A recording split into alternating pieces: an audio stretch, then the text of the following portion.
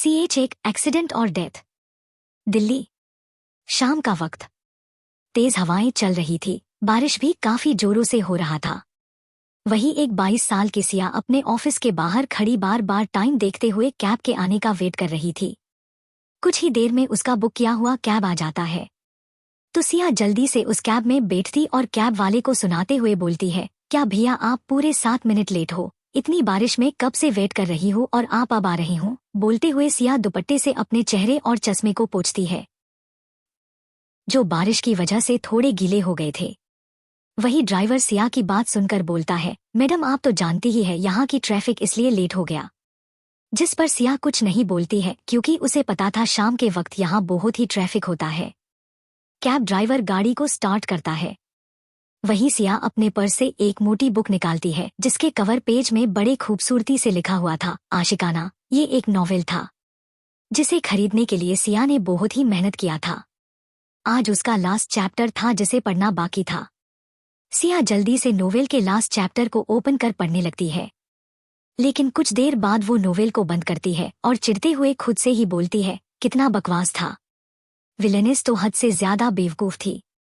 इतने अच्छे, रिच और लविंग फैमिली होने के बाद भी उसने कभी उनकी कदर नहीं की, बस एक लड़के के पीछे पड़ी रही पागलों की तरह। अच्छा ही हुआ इसके साथ। वो अभी बोल ही रही थी कि तभी ड्राइवर कैब को रोकता है और सिया की तरफ देखकर उससे पोलाइटली बोलता है, मैडम क्या आप बस 5 मिनट वेट करेंगी, वो मुझे सामान खरीदना था, सिर्फ 5 मिनट ही लगेंगे, मैं तुरंत ही सामान लेकर आ जाऊंगा।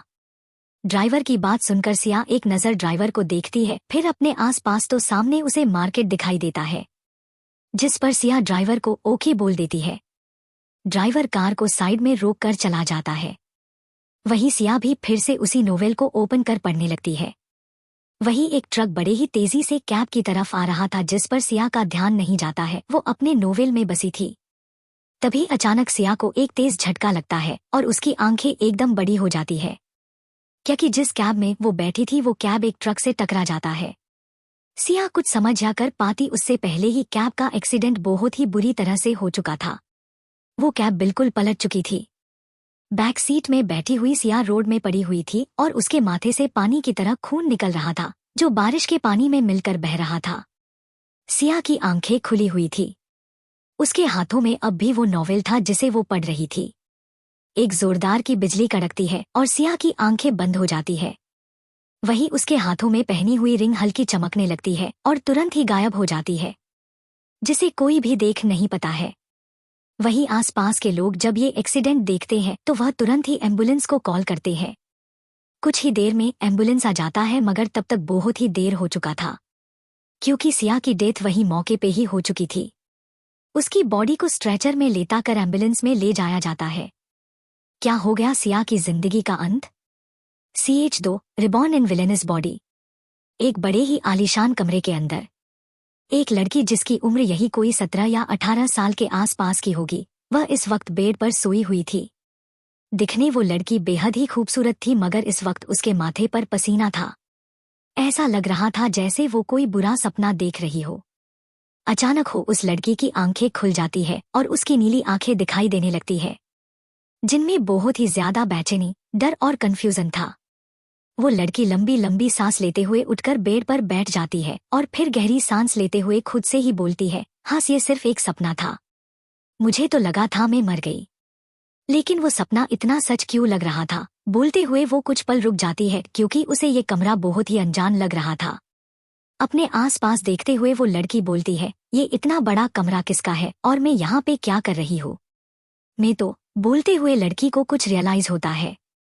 वह अपने सर को पकड़कर बोलती है, 1 मिनट, जहां तक मुझे याद है मेरा एक्सीडेंट हुआ था, इसका मतलब वो सपना नहीं सच था। तो मैं बच कैसे गई इतने बड़े एक्सीडेंट में, और ये कौन सी जगह है, मैं कहाँ पे हूँ, ये किसका घर है। बोलते हुए वो लड़की बेड से उठती है और इधर उधर चलकर देखने लगती है। तभी उसकी नजर सामने मिरर पे पड़ती है तो उसके चलते हुए कदम अचानक ही रुक जाते हैं। वो लड़की बिना हिले डुले किसी स्टैचू की तरह बस एक टक मिरर की तरफ देखे जा रही थी जहां पे एक बेहद ही खूबसूरत लड़की का रिफ्लेक्शन दिखाई दे रहा था। वो लड़की दिखने में हद से ज्यादा खूबसूरत थी। लड़की का स्किन दूध की तरह बेहद ही सफेद और मुलायम था। उसके लंबे लंबे ब्राउन हेयर थे जो कमर से नीचे तक आ रहे थे। वहीं उसकी समंदर सी गहरी नीली आंखें जो बेहद ही खूबसूरत थी, जिनमें इस वक्त बहुत ही ज्यादा कंफ्यूजन था। वो लड़की बस एक टक मिरर में देखे जा रही थी। अपने चेहरे को छूते हुए वो लड़की धीरे से स्वर में बोलती है, ये बच्ची कौन है और मैं इस बच्ची के बॉडी में क्या कर रही हूँ। बोलते हुए वो बस एक टक सामने मिरर में ही देखे जा रही थी। उसके दिमाग में अभी बहुत से सवाल चल रहे थे जिनके जवाब उसके पास नहीं थे। वो अपने ख्यालों में गुम थी कि तभी उस लड़की को एक आवाज सुनाई देता है, मालकिन आप ज्यादा कंफ्यूज्ड मत होइए, आपका रिबॉर्न हुआ है और ये लड़की आप ही है। सिया जो अपने सवालों में गुम थी, अचानक किसी की आवाज को सुन वो चौंक जाती है। उसका ध्यान बातों पर नहीं आवाज पर जाता है। वो अपने आसपास देखते हुए हकला कर बोलती है, कोडोट कौन है यहाँ पे? हिम्मत है तो सामने आओ, मैं डरती नहीं हूँ तुमसे, समझे, सामने आओ। बोलते हुए सिया अपने आसपास ही देखे जा रही थी, लेकिन उसे कोई भी दिखाई नहीं दे रहा है। मगर वो आवाज उसे फिर से सुनाई देता है जो बोल रहा था, मालकिन अपने हाथों में देखिए, ये मैं हूँ आपकी अंगूठी। क्या अपने आप ही सिया के मुंह से निकल जाता है। वो अपने हाथों में देखती है तो उसे एक रिंग दिखाई देता है जो वो हमेशा पहनकर रखती थी। ये रिंग सिया का ही था, लेकिन उसे समझ नहीं आ रहा था वो दूसरी बॉडी में है तो आखिर ये रिंग उसके हाथ में क्या कर रही है। उसके मन की बात समझकर वो फिर से बोलता है, मालकिन आपको आपके सभी सवालों का जवाब मिल जाएगा, लेकिन पहले आप मुझे पूरी तरह से एक्टिव कीजिए, फिर मैं आपको अपने सभी सवालों का जवाब दूंगा। उसकी बात सुनकर सिया बोलना बहुत कुछ चाहती थी, मगर फिर खुद को कंट्रोल करते हुए बोलती है, अच्छा मुझे क्या करना होगा तुम्हें पूरी तरह से एक्टिव करने के लिए। जिस पर वो रिंग में से आवाज आती है, मालकिन आप पहले इस रिंग को निकालिए और इसके अंदर जो जेमस्टोन है उस पर अपना ब्लड डालिए। जब वो स्टोन ग्लो करेगा तो आपको उस स्टोन को क्रश करना है। इससे मैं पूरी तरह एक्टिव हो जाएगा और आप मेरा यूज भी अच्छे से कर पाएगी। उस रिंग की बात सुनकर सिया रिंग को बाहर बिकती है, फिर उस रिंग को देखते हुए कंफ्यूज्ड होकर बोलती है, वो सब तो ठीक है मगर मैं इस स्टोन को क्रश कैसे करूँगी?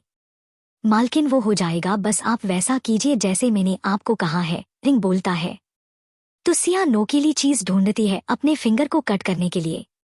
कुछ देर इधर उधर ढूंढने के बाद सिया को पिन दिखाई देता है तो उसे उठा लेती है। फिर एक बार अपने हाथ और पिन को देखती है। न चाहते हुए भी उसे करना पड़ता है। वो अपनी आंखें जोर मिचकर पिन को अपने फिंगर में चुभाती है, जिससे उसके फिंगर से खून निकलने लगा था, मगर साथ ही उसे दर्द भी हो रहा है। सिया अपने फिंगर से निकल रहे खून को उस रिंग के बीचों बीच स्टोन में डालती है तो वो स्टोन ब्लड को सोख लेता है और वो स्टोन रिंग से निकलकर बिल्कुल सिया के सामने हवा में होता है। इस वक्त वो स्टोन ग्लो कर रहा था। सिया बस स्टोन को हवा में हैरानी से देखे जा रही थी। तभी उसे आवाज आता है, मालकिन जल्दी स्टोन को पकड़कर उसे क्रश कीजिए। उस आवाज से सिया होश में आती है और हवा में उड़ रहे स्टोन को पकड़कर उसे क्रश करती है। वो स्टोन के क्रश होने के बाद बहुत ही ज्यादा ग्लो करता है और फिर अचानक ही वो सिया के दिमाग में चला जाता है, जिससे सिया बस हैरान होकर देखती रह जाती है। वो अपने सर को छूते हुए बोलती है, वो कहाँ गया? सिया अभी बोल ही रही थी कि तभी उसे पीछे से किसी की आवाज आती है। वो पीछे मुड़कर देखती है तो बिल्कुल ही शॉक्ड हो जाती है। हेलो फ्रेंड्स, ये है हमारी न्यू स्टोरी का चैप्टर 3। अगर आपको स्टोरी पसंद आते तो लाइक और कमेंट्स जरूर करें। चैप्टर 3, अनजान शख्स। सिया के सवाल और अव्यांशी राठौर। सिया जब पीछे देखती है तो उसे वहां पे एक छोटा क्लाउड जैसा दिखाई दे रहा था। उसे देखकर सिया बोलती है, अब तुम कौन हो? जिस पर वो क्लाउड बोलता है, मालकिन ये मैं हूँ। आप मुझे इतनी जल्दी भूल गई, लेकिन तुम इस तरह क्यों हो? कुछ देर पहले तो तुम दिखाई नहीं दे रहे थे, तो अब कैसे दिखाई दे रहे हो? सिया उस क्लाउड से पूछती है। वो काफी हैरान थी।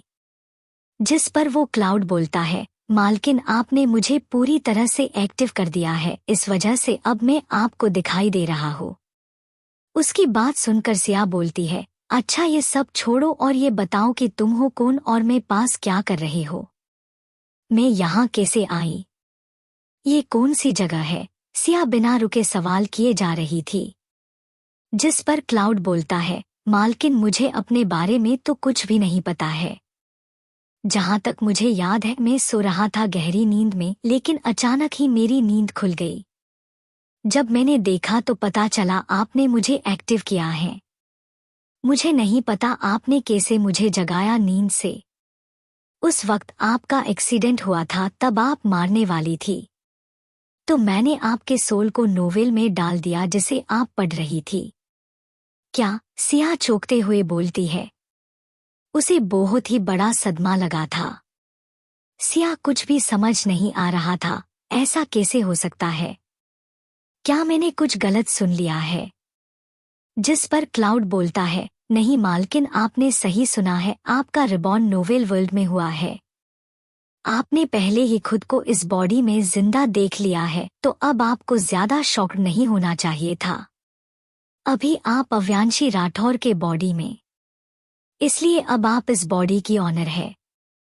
मेरे कहने का मतलब अब से आप सिया नहीं बल्कि अव्यांशी राठौर है। क्लाउड की बात सुनकर सिया अपने सदमे से बाहर आती है और खुद को नॉर्मल करते हुए बोलती है, हाँ तुम सही कह रहे हो, मेरे लिए तो यही सबसे ज्यादा शॉकिंग बात थी, खुद को दूसरी बॉडी में जिंदा देखना। मगर फिर भी मेरे लिए ये एक्सेप्ट करना कि मैं एक नोवेल वर्ल्ड में हूँ, ये थोड़ा मुश्किल होगा। लेकिन मुझे पता नहीं क्यों ये नाम अव्यांशी राठौर सुना हुआ लग रहा है। बोलते हुए सिया अचानक चुप हो जाती है और फिर कुछ सोचते हुए वो क्लाउड की तरफ देखकर उससे पूछती है, अच्छा मुझे ये तो बताना मैं किस नोवेल में हूँ? मतलब आज तक तो मैंने बहुत सारे नोवेल रीड किया है, तो क्या तुम बता सकते हो मेरा जिस नोवेल में रिबॉर्न हुआ है उसका नाम क्या है? जी मालकिन, नोवेल का नाम आशिकाना है, जिसे आप पढ़ रही थी। उसी नोवेल में आपका रिबॉर्न हुआ है, अव्यांशी राठौर के बॉडी में। जिस पर सिया चौंकते हुए बोली है, क्या? लेकिन अव्यांशी राठौर तो कहानी की मैन विलेन थी, जो एक स्पॉइल्ड, बिगड़ी हुई प्रिंसेस थी, जिसके पास अपने परिवार के नाम पर घमंड करने के अलावा उसका अपना कोई पहचान ही नहीं था। वो तो बहुत ही रूड, गुस्सैल और घमंडी लड़की थी जो सभी पर अपना रौब झाड़ते रहती थी। उसके इस नेचर के वजह से ही मैन लीड हीरो भी उसे बिल्कुल पसंद नहीं करता था। लेकिन वो मैन लीड के पीछे पागल थी, इस वजह से वो उसे पाने के लिए हमेशा छोटी मोटी चालें चलते रहती थी, जिसे मैन लीड हमेशा इग्नोर कर देता था क्योंकि दोनों को फैमिली काफी क्लोज फ्रेंड थे। लेकिन अव्यांशी अपनी हरकतों से बिल्कुल भी बाज नहीं आती थी। उल्टा जब उसे मैन लीड के शादी के बारे में पता चलता है तो वो पागल हो जाती है और गुंडों को हायर करती है हीरोइन का किडनैप करवाने के लिए, मगर उसके हायर किए हुए गुंडे हीरोइन के साथ जबरदस्ती करने की कोशिश करते हैं। लेकिन इन वक्त पर हीरो आकर हीरोइन को बचा लेता है और उन गुंडों को बहुत ही टॉर्चर करता है। तो वो गुंडे अव्यांशी का नाम बता देते हैं, जिसे जानने के बाद हीरो बहुत ही ज्यादा गुस्सा हो जाता है और अव्यांशी का किडनैप करवाकर उसे बहुत ही टॉर्चर करता है, जिससे अव्यांशी की डेथ हो जाती है।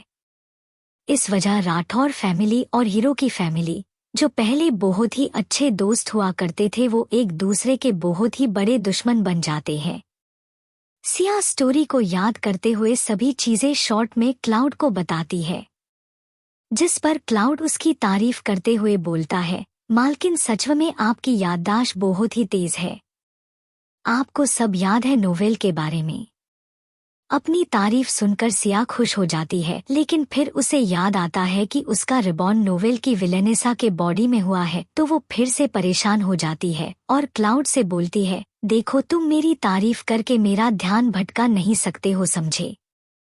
इतनी सारी बॉडी में तुम्हें मेरा रिबॉर्न करवाने के लिए विलेन का ही बॉडी मिला था, मतलब और भी लोग ऑप्शन में थे, तुम्हें यही मिली थी। इतना बोलकर वो क्लाउड को घूरने लगती है। तो क्लाउड सिया को देखते हुए बोलता है, मालकिन मेरे पास सोचने के लिए ज्यादा समय नहीं था और उस वक्त आपको जिंदा रखना ही मेरे लिए ज्यादा जरूरी था, इसलिए मैंने आपके सोल को इस बॉडी में डाल दिया। इस वक्त भले ही आप विलेनस की बॉडी में हो, मगर ये फैमिली बहुत ही अच्छी है। आप हमेशा एक हैप्पी फैमिली चाहती थी और आपके लिए मुझे यही फैमिली अच्छी लगी थी। इस फैमिली के सभी लोग अव्यांशी से बहुत ही प्यार करते हैं, इससे आपको भी एक फैमिली का प्यार मिलेगा जिसे आप हमेशा चाहती थी। रही फ्यूचर की तो आप उसे चेंज कर सकती है क्योंकि अभी अव्यांशी विलेन नहीं बनी है।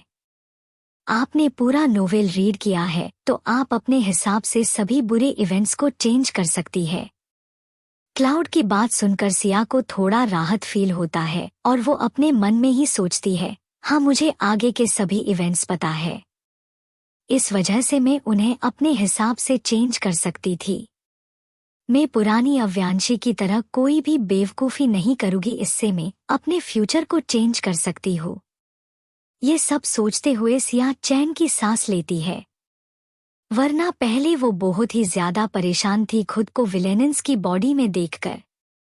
उसे रिलैक्स देखकर क्लाउड भी रिलैक्स हो जाया है और फिर सिया से बोलता है, मालकिन आप कहाँ पे खो गई? अभी तक आपने मेरा नाम नहीं रखा है, जल्दी से आप मेरा कोई नाम रखिए, इसके बाद आप मुझे यूज कर पाएगी अच्छे से। मेरे पास बहुत सारे एबिलिटीज और पावर है जिससे आगे चलकर आपको बहुत ही फायदा होगा। क्लाउड की बात सुनकर सिया कुछ देर सोचती है, फिर अपनी आंखों में चमक के कर क्लाउड को देखते हुए बोलती है, ओके, अब से तुम्हारा नाम क्या होगा आगे? क्या बदल पाएगी सिया विलेन के तौर पर अपना फ्यूचर? क्या मिलेगा सिया को फैमिली का प्यार? कौन सी एबिलिटीज और पावर की बात कर रहा था क्लाउड? क्या नाम रखेगी सिया क्लाउड का? चैप्टर 4 सिया। ड्रामेबाज बच्चा और अनजान शख्स का आना। अब आगे। सिया कुछ देर क्लाउड को देखती है, फिर अपने आंखों में चमक लेकर उससे बोलती है, ओके, आज से तुम्हारा नाम डोरा होगा। बताओ कैसा लगा ये नाम तुम्हें? जिस पर क्लाउड एक बच्चे के रूप में आता है और अपना मुंह बनाते हुए बोलता है, मालकिन आप ये कैसा नाम रख रहे हो मेरा? मुझे ये नाम पसंद नहीं आया, कोई दूसरा नाम रखो।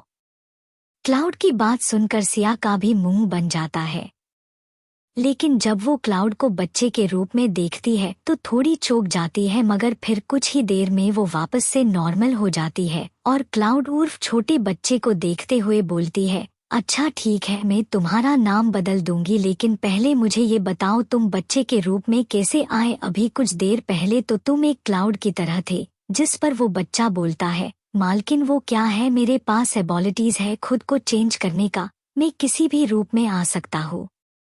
उसकी बात सुनकर सिया के आंखों में वापस से एक चमक आ जाता है। वो अपनी चमकती आंखों से छोटे से क्यूट बच्चे को देखती है और वो कुछ बोलती उससे पहले ही छोटा बच्चा अपने आईब्रो को सिकुड़ते हुए सिया से बोलता है, मालकिन आप जो सोच रही है न वो नहीं हो सकता है, क्योंकि मुझे सिर्फ आप ही देख सकती है, आपके अलावा मुझे की भी देख नहीं सकता है। इस वजह से फालतू के आइडिया अपने दिमाग में मत सोचिए, जो कभी होगा ही नहीं। अच्छा होगा आप अपने छोटे दिमाग को थोड़ा आराम दे। सिया जब उस क्यूट से दिखने वाले शैतान बच्चे की बात सुनती है तो उसकी आंखें छोटी हो जाती है। वो उस शैतान बच्चे को घूरते हुए बोलती है, अच्छा बच्चों, क्या कहा मेरा दिमाग छोटा है? मतलब तुम ये सोचते हो मेरे बारे में? तो ठीक है, मैं तुम्हारा नाम चेंज नहीं करूँगी। वो क्या है, मेरे पास तो ज्यादा दिमाग ही नहीं है, तो मैं क्यों तुम्हारे लिए नाम सोचने में अपना दिमाग वेस्ट नहीं करूं? बोलते हुए सिया अपने चेहरे को फेर लेती है। वही वो बच्चा जब सिया की बात सुनता है तो वो काफी परेशान हो जाता है और क्यूट सा फेस बनाकर बोलता है, मालकिन आप गलत समझ रही है, मेरे कहने का वो मतलब नहीं था, आप बहुत ही होशियार है, आपके पास बहुत सारा दिमाग है, प्लीज आप मुझसे नाराज मत होइए। प्लीज मेरी प्यारी मालकिन, आप बहुत अच्छी हो, आप मेरी क्यूट सी मालकिन हो, आप पर ये नाराजगी अच्छी नहीं लगती है, प्लीज एक बार मुझे इस क्यूट से मासूम से बच्चे को माफ कर दीजिए। बोलते हुए वो बच्चा अपने पप्पी आइज से सिया को देखने लगता है, जिस पर सिया एक नज़र उस छोटे शैतान को देखती है जो अपने पप्पी आइज से उसे ही देख रहा था। इस वक्त वो बच्चे के रूप में बहुत ही ज्यादा क्यूट लग रहा था। सिया को उस शैतान बच्चे के गालों को खींचने का मन कर रहा था। वही सिया जो नाराज होने का नाटक कर रही थी, जब वो उसकी इतनी चिकनी चुपड़ी बातें सुनती है तो उसे बहुत ही हंसी आता है। उसका मन कर रहा था वो उस क्यूट बच्चे को गोद में उठाकर प्यार करे, लेकिन वो खुद के इमोशन को कंट्रोल करती है और कुछ भी न सुनने का नाटक करने लगती है। सिया को इस तरह खुद को इग्नोर करता देखकर वो क्यूट बच्चा रोने लगता है। वही सिया जब उसको रोता हुआ सुनती है तो तुरंत ही पलटकर उस छोटे बच्चे को देखती है, जिसके आंखों में इस वक्त मोटे मोटे आंसू थे और वो जमीन में बैठा हुआ जोर जोर से रो रहा था। सिया को वो बच्चा इस वक्त बहुत ही ज्यादा क्यूट लग रहा था। उस क्यूट बच्चे को इस तरह रोता हुआ देखकर सिया को अच्छा नहीं लगता है।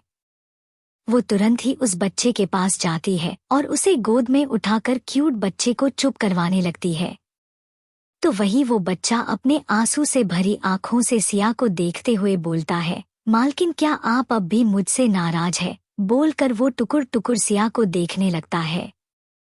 वही सिया को अपना नाटक आगे जारी रखना था, मगर उस क्यूट बच्चे को इतना रोता हुआ देखकर वो अपने प्लान को ड्रॉप कर देती है और उस बच्चे के आंसू को पोंछते हुए बोलती है, ठीक है, नहीं हूँ नाराज तुमसे, अब चुप हो जाओ। जिस पर वो बच्चा हिचकी लेते हुए बोलता है, तो मालकिन क्या आप मेरा अच्छा नाम रखेगी? ये बोलकर वो सिया को क्यूटली देखने लगता है। तो सिया उस बच्चे के मोटे मोटे गालों को खींचते हुए बोलती है, ओके बाबा, मैं तुम्हारा अच्छा नाम रखूंगी, अब चुप हो जाओ। तुम इस तरह रोते हुए बिल्कुल भी अच्छे नहीं लगते हो। सिया की बात सुनकर वो बच्चा तुरंत ही चुप हो जाया है। अब उसे देखकर लग ही नहीं रहा था कि कुछ देर पहले वो क्यूट बच्चा रो भी रहा था। सिया उसे इतनी जल्दी नॉर्मल होता हुआ देखकर अपनी आंखें छोटी कर लेती है और उस क्यूट बच्चे से बोलती है, तुम इतनी जल्दी शांत कैसे हो गए? अभी तो तुम्हें रो रो कर हिचकी आ रहे थे। जिस पर वो बच्चा हंसते हुए क्यूट वॉइस में बोलता है, मालकिन वो तो मैं आपको मानने के लिए एक्स्ट्रा क्यूटनेस लाकर रो रहा था। इंसानों में ऐसा होता है, कोई भी इतने क्यूट मासूम बच्चे को रोता हुआ देख ही नहीं सकता है। जब वो बच्चा मैं हूं तो बिल्कुल भी नहीं। आपने मेरे पास कोई चॉइस ही नहीं छोड़ा था, तो मुझे अपना ट्रम्प कार्ड का यूज करना ही था। मालिन अगर मैं रोता नहीं तो आप मुझसे अब भी नाराज ही रहती, और इस नाराजगी में कहीं आप मेरा दूसरा नाम रखना भूल जाती तो मेरा क्या होता? डोरा नाम के साथ अपनी जिंदगी नहीं गुजार सकता था, इसलिए मुझे रोना पड़ा क्यूट बच्चे की तरह। लेकिन आप बहुत जल्दी मान गई, बोलकर वो बच्चा जोर जोर से हंसने लगता है। वही सिया बस उस क्यूट बच्चे को हंसता हुआ देखती ही रह जाती है। इस क्यूट से शैतान बच्चे ने उसे बेवकूफ बनाया अपने इस क्यूटेंस के साथ। कहाँ वो उसे परेशान करना चाहती थी, मगर खुद ही वो इस शैतान बच्चे के जाल में फंस गई थी। वो अपने सर को हिलाते हुए बोलती है, अच्छा इस नाम में बुराई ही क्या है? इतना अच्छा नाम तो है डोरा, तो तुम्हें पसंद क्यों नहीं है? जिस पर वो बच्चा अपनी खुद की तारीफ करते हुए बोलता है, मालकिन आप मेरा नाम कार्टून वाला रख रहे हो, वो भी एक लड़की का। मैं एक लड़का हूँ, वो भी बहुत पावरफुल। मेरे पास बहुत सी शक्तियाँ हैं। मैं इतना अच्छा, महान, क्यूट सा बच्चा हूँ, तो आप भी कोई लड़के वाला नाम जो मुझे सूट करे वो रखो। आखिर मेरा भी कोई सेल्फ रिस्पेक्ट है। बोलते हुए वो बच्चे अपने बालों में स्टाइल से हाथ फेरता है। वही सिया उसकी बातें सुनकर और उसे इस तरह एक्ट करते हुए देखकर वो जोर जोर से हंसने लगती है।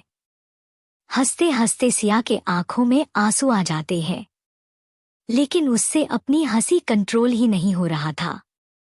वो हंसते हुए बोलती है, ओ माय गॉड, क्या कहा तुमने? एक बार फिर से कहो, बोलकर सिया फिर से हंसने लगती है। तो वही वो बच्चा सिया को खुद पर इस तरह हंसते हुए देखकर मुंह बनाते हुए बोलता है, मालकिन आप इस तरह मुझ पर हंस क्यों रही है? मैंने गलत हो क्या कहा है? भले ही छोटा हूँ, लेकिन हाँ, मेरी भी कोई सेल्फ रिस्पेक्ट है। प्लीज आप मुझ पर हंसना बंद कीजिए, वरना मैं फिर से रोने लगूंगा। बोलते हुए वो फिर से रोने जैसी शक्ल बना लेता है, जिसे देखकर सिया एकदम चुप हो जाती है और उस बच्चे के गालों को खींचते हुए बोलती है, अच्छा बाबर, नहीं हंस रही हो तुम पर, अब चलो रिलैक्स हो जाओ और सोचने दो मैं तुम्हारा क्या नाम रखूं। वही वो बच्चा भी रिलैक्स हो जाता है और सिया के नाम रखने का वेट करने लगता है। कुछ देर बाद सिया बोलती है, अच्छा तो ये नाम कैसा रहेगा तुम्हारे लिए रू। अभी वो इतना ही बोली थी कि तभी उसके रूम का डोर अचानक ओपन हो जाता है और एक आवाज आती है, अव्यांशी। इधर सिया जो नाम बोलने ही वाली थी अचानक किसी के आवाज आने पर एकदम चौंक जाती है। चैप्टर 5, क्या तुम्हें पैन हो रहा है? सजा मिलकर रहेगी। मालकिन आप इस तरह मुझ पर हंस क्यों रही है? मैंने गलत हो क्या कहा है? भले ही छोटा हो लेकिन हाँ मेरी भी कोई सेल्फ रिस्पेक्ट है। प्लीज आप मुझ पर हंसना बंद कीजिए वरना मैं फिर से रोने लगूंगा। बोलते हुए वो फिर से रोने जैसी शक्ल बना लेता है, जिसे देखकर सिया एकदम चुप हो जाती है और उस बच्चे के गालों को खींचते हुए बोलती है, अच्छा बाबा नहीं हंस रही हो तुम पर, अब चलो रिलैक्स हो जाओ और सोचने दो मैं तुम्हारा क्या नाम रखो। वही वो बच्चा भी रिलैक्स हो जाता है और सिया के नाम रखने का वेट करने लगता है। कुछ देर बाद सिया बोलती है, अच्छा तो ये नाम कैसा रहेगा तुम्हारे लिए रू। अभी वो इतना ही बोली थी कि तभी उसके रूम का डोर अचानक ओपन हो जाता है और एक आवाज आती है, अव्यांशी। इधर सिया जो उस क्यूट बच्चे को उसका नाम बताने ही वाली थी अचानक किसी और की आवाज सुनकर एकदम चौंक जाती है। वो तुरंत ही पीछे मुड़कर देखती है जहां से ये आवाज आई थी, तो उसे सामने एक लड़की दिखाई देती है जो करीब 20 साल की होंगी। सिया उस लड़की को देखकर कंफ्यूज्ड हो जाती है। उसे समझ नहीं आ रहा था कि आखिर ये लड़की कौन है और किसको बुला रही है। वो अभी कंफ्यूज्ड ही थी कि तभी उसे उस क्यूट बच्चे का आवाज सुनाई देता है जो बोल रहा था, मालकिन ये लड़की आपके चाचा जी की बेटी कृति राठौर है और अभी ये आपको बुला रही थी। आप भूल गई कि अब से आप सिया नहीं बल्कि अव्यांशी राठौर है। उसकी बात सुनकर सिया बोलती है, अरे हाँ मैं तो भूल ही गई थी।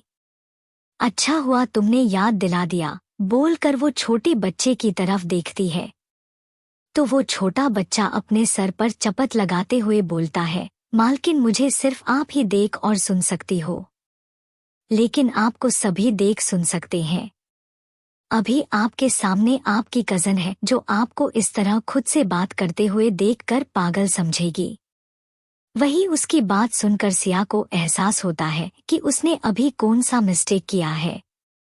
वो जोर से अपनी आंखें मिच लेती है और सोचने लगती है अब इसे क्या बताए। तभी सिया को उस लड़की कृति राठौर की आवाज आती है, अव्यांशी कहाँ खो गई? अभी तुम कुछ बोल रही थी, मुझे सुनाई नहीं दिया क्या? तुम थोड़ा जोर से बोलोगी? बोलते हुए कृति सिया को देखने लगती है, तो वही सिया कृति की बात सुनकर एक राहत की सांस लेती है और फिर खुद को नॉर्मल कर अपने चेहरे में स्माइल लाकर बोलती है, वो दी कुछ नहीं, मैं अभी उठी हूं ना, इस वजह से ऐसे ही बड़बड़ा रही थी।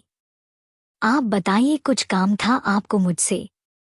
जिस पर वो लड़की बोलती है, अरे नहीं मैं बस जानने के लिए आई थी क्या तुम ठीक हो? कहीं तुम्हें कोई पैन दर्द तो नहीं हो रहा है? सिया को कुछ भी समझ नहीं आ रहा था कि कृति किस बारे में बात कर रही है, इसलिए वो कृति की बात पर हैरान होकर उससे पूछती है, मुझे क्या हुआ है जो पैन होगा? वही उसकी बात सुनकर कृति को थोड़ा अजीब लगता है। वो उसके पास आकर बोलती है, अव्यांशी क्या तुम भूल गई हो कल तुम सीढ़ियों से गिर गई थी, वो भी उस एडोप्टेड लड़की की वजह से। उसने तुम्हें जानबूझकर धक्का दिया था। क्या तुम्हें कुछ भी याद नहीं है? कहीं सीढ़ियों से गिरने की वजह से तुम्हारा याददाश्त तो नहीं चला गया? बोलते हुए कृति अव्यांशी के कंफ्यूज चेहरे को देखती है।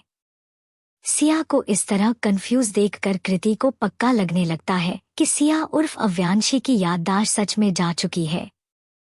इसलिए वो कुछ देर कुछ सोचती और फिर सिया की तरफ देखकर उससे बोलती है, अव्यांशी तुम यही आराम करो, मैं अभी सबको बताकर आती हूँ कि तुम उस सोनम की वजह से अपनी याददाश्त भूल चुकी हो। ये माफ नहीं होगा, उसे उसके किए की सजा मिलकर ही रहेगी। इतना बोलकर कृति बिना सिया की बात सुने तुरंत ही कमरे से बाहर चली जाती है। इधर सिया हैरान परेशान बस खड़ी ही रह जाती है, उसे कुछ बोलने का मौका कृति ने दिया ही नहीं था। वो उस बच्चे से पूछती है, इसे क्या हुआ और ये अभी मुझे क्या बोल कर गई? किसकी बात कर रही थी वो अभी? मुझे कुछ समझ नहीं आ रहा है। क्या तुम जरा मुझे समझाओगे क्या कहने का मतलब था उसका? जिस पर वो बच्चा बोलता है, मालकिन ये आपकी मतलब अव्यांशी राठौर की एडोप्टेड सिस्टर सोनम राठौर की बात कर रही है। कल अव्यांशी राठौर सीढ़ियों से फिसल कर गिर गई थी, जिससे अव्यांशी को बहुत चोट आया था। लेकिन उसका अव्यांशी की एडोप्टेड सिस्टर मतलब सोनम राठौर के साथ क्या कनेक्शन है, सिया पूछती है। तो वो छोटा बच्चा बोलता है, मालकिन जब अव्यांशी सीढ़ियों से नीचे गिरी थी तब सोनम राठौर भी वही थी अव्यांशी राठौर के बाजू में।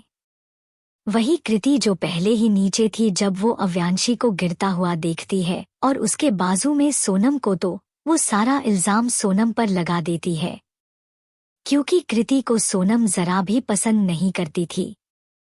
वजह थी सोनम का एडोप्टेड डॉटर होना, जिसका राठौर फैमिली से कोई भी ब्लड रिलेशन नहीं है। इसलिए कृति सोनम को राठौर मेंशन से मिलवाना चाहती है। ये बहुत ही चालू लड़की है। मालकिन, मैं सजेस्ट करूंगा आप इस कृति से दूर ही रहिए। उस क्यूट से बच्चे की बात सुनकर सिया उसके गाल खींचते हुए बोलती है, कोई बात नहीं, तुम टेंशन मत लो, मैं सब देख लूंगी। मुझे पता है कृति बस एक हथियार की तरह अव्यांशी का यूज करती है, जिसे वो सबके खिलाफ यूज कर सके। लेकिन अब वो पहले वाली अव्यांशी नहीं रही जिसका यूज वो इतने आसानी से करती थी, समझे?